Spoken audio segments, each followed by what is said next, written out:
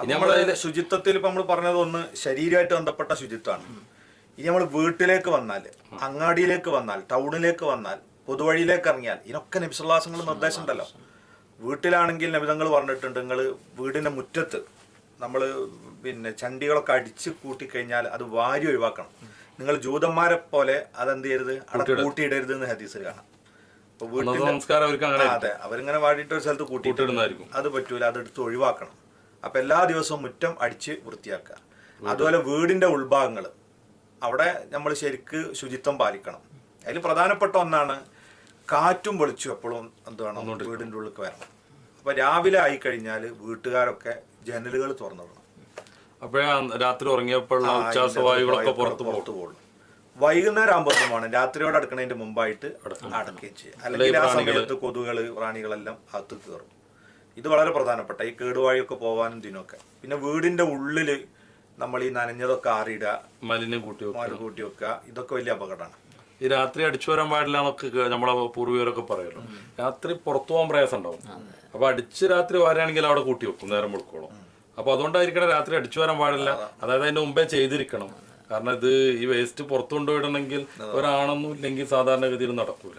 അതേപ്രകാരം പാത്രം മൂടി വെക്കൽ കണിശമായി പറഞ്ഞിട്ടുണ്ട്. പാത്രം മൂടി വെക്കൽ, കാരണം ഈ എലി പല്ലി ഒക്കെ ഒന്ന് വെള്ളം കുടിച്ചു പോകും. ആരോഗ്യത്തിന്റെ ശ്രദ്ധ ഉണ്ട്. പണ്ടൊക്കെ നമ്മള് ടോയ്ലറ്റ് സംവിധാനങ്ങളൊക്കെ പുറത്താണ്.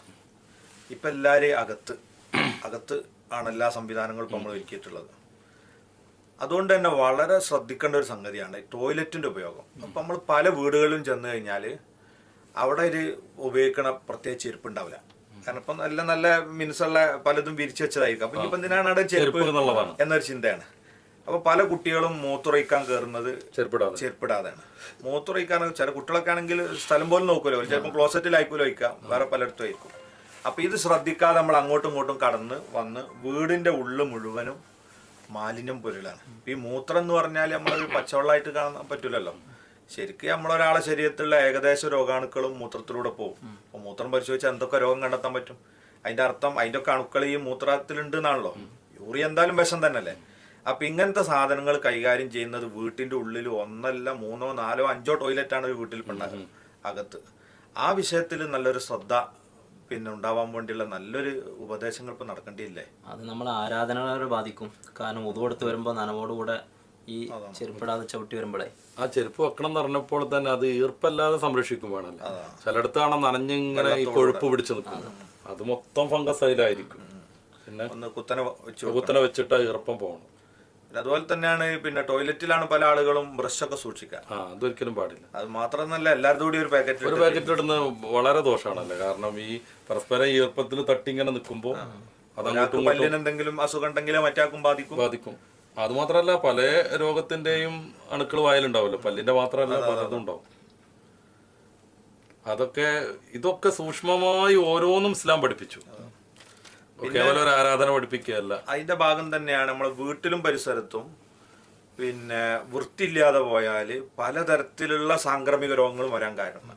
കൊതുകജന്യ രോഗങ്ങൾ, അതുപോലെ ജന്തുജന്യ രോഗങ്ങൾ, ഇതൊക്കെ വരാം.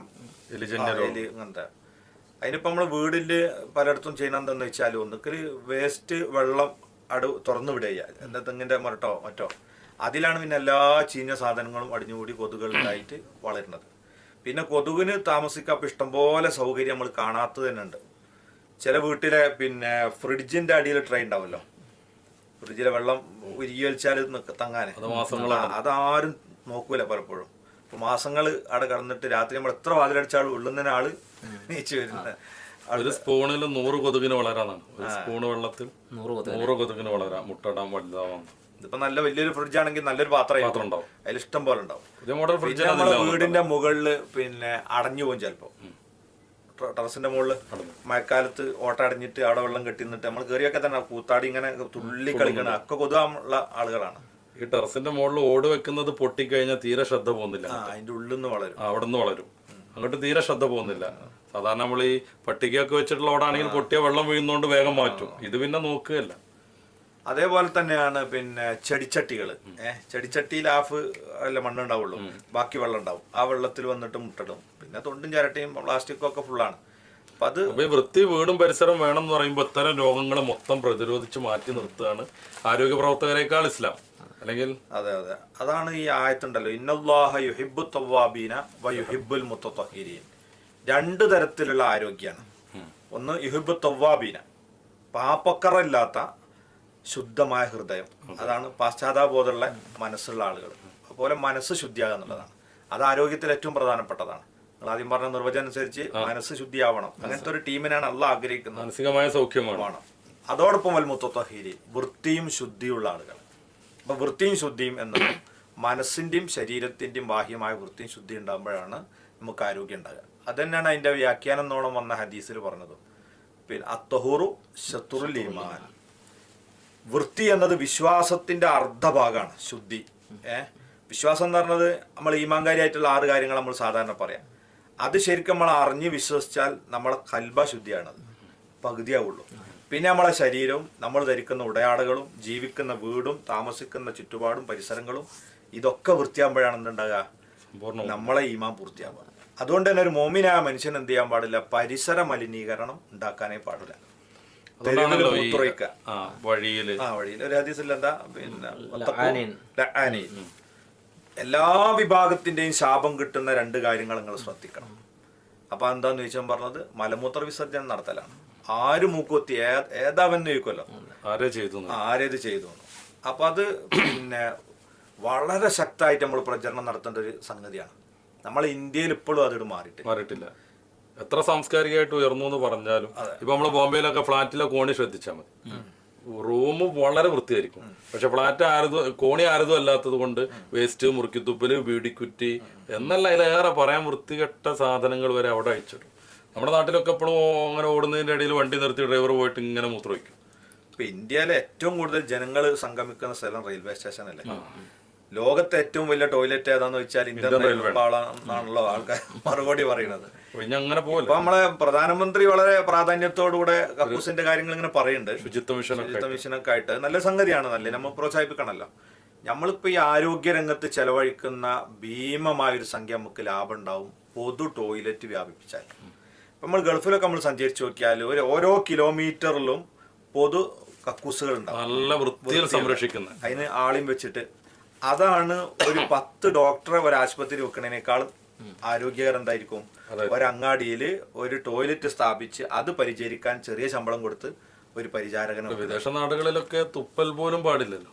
നമ്മൾ ഇവിടെ കാറി തുപ്പുന്ന ആള് വിമാനം ഇറങ്ങിയ തുപ്പാനും മുട്ടണില്ല, കാരണം നിയമം വഴി നിരോധിക്കുകയാണ്. ഇസ്ലാം അങ്ങനെ വഴിയിൽ ആളുകൾക്ക് ബുദ്ധിമുട്ടാകുന്ന പരിപാടികളൊക്കെ നിരോധിച്ചിട്ടുണ്ട്. ഇവിടെ ഇപ്പൊ നമ്മൾ അങ്ങാടിയിലൊക്കെ ചെന്ന് നോക്കിയാൽ ഇങ്ങനെ കണ്ണിൽ നോക്കിയിട്ടേ ഈ ചൂണ്ടിടുന്ന മാതിരി ഇങ്ങനെ നിൽക്കല്ലേ, പൂന്തോട്ടം നിൽക്കണ ലാഘവത്തോടുകൂടെയാണ് ചുമരുമലൊക്കെ ഇങ്ങനെ പിടിച്ചു കൊടുക്കണത്. ഇനി യാതൊരു വിലക്കുകളും ഇല്ല, മൂത്രമൊഴിക്കല്. അപ്പൊ ഇതൊരു പച്ചവെള്ളമാണ്, ഞാൻ ഇളനീര് കുടിച്ചാണ് ഇത് ചെയ്യണത് അവൻ പറയണത്. ഇളനീര് കുടിച്ചാലും ഇളനീരല്ല. നമ്മുടെ ഇന്ത്യയിൽ എന്ന് പറഞ്ഞു കഴിഞ്ഞാൽ അത് കുടിക്കൽ നല്ലതാന്ന് പറയുന്ന ടീം പോലും ഉണ്ട്. കാരണം ഇപ്പൊ നേരത്തെ ഉസ്താദ് പറഞ്ഞതുപോലെ ഇത് പരിശോധിച്ചാലാണ് ഒട്ടുമിക്ക രോഗാണുക്കളും കണ്ടുപിടിക്കുക. യൂറിയ എന്തായാലും വിഷമാണ്, എന്നാലും അത് കുടിക്കുക. സ്വമൂത്ര ചികിത്സ എന്നൊക്കെ പറഞ്ഞ ചില പ്രാകൃത രീതികൾ പോലും ഇപ്പോഴും ഈ ആധുനിക കാലത്ത്. അപ്പം സാമൂഹിക പിന്നെ വിരുദ്ധ പ്രവർത്തനങ്ങളിൽ ഏറ്റവും പ്രധാനപ്പെട്ടതാണ് ഈ തെരുവോരങ്ങൾ എന്താക്കല്, മലിനാക്കുക. മാലിന്യം എന്ത് കണ്ടാലും അത് എടുത്തു മാറ്റലും നല്ലൊരു ഈമാന്റെ ഭാഗമാണ്. അത് ഈമാന്റെ ഏറ്റവും താഴെ തട്ടുപ്പെട്ട സംഗതിയായിട്ട് എണ്ണിയിട്ടുണ്ട്. അതിലൂടെ ഇല്ലാത്തവന് ഈമാൻ ഇല്ലാന്ന് പറയുന്നത്. അതുകൂടെ ഇല്ലാത്ത